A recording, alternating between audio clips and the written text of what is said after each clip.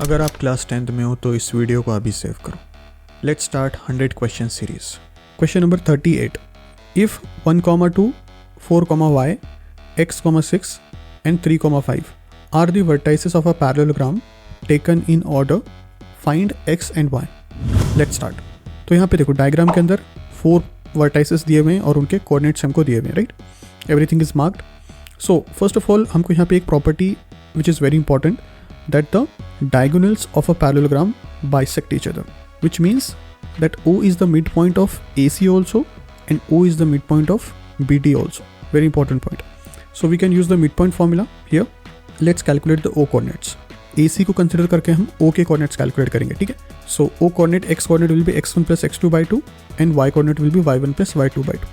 ठीक है? तो that will give you X coordinate as 1 plus x upon 2 and Y coordinate as 2 plus 6 upon 2.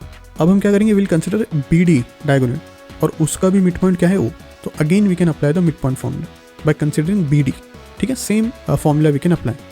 So X coordinate will be 4 plus 3 upon 2 and Y coordinate will be y plus 5 upon 2.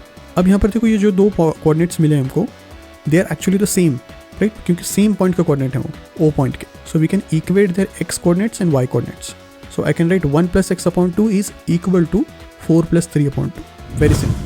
Okay, so if you equate it, what we'll get x is equal to 6, and similarly we can equate the y coordinates also. So 2 plus 6 upon 2 is equal to 5 plus y upon 2. So that will give you y equal to 3. Okay, so in this way we got the value of x, which is 6, and value of y, which is 3. That's it.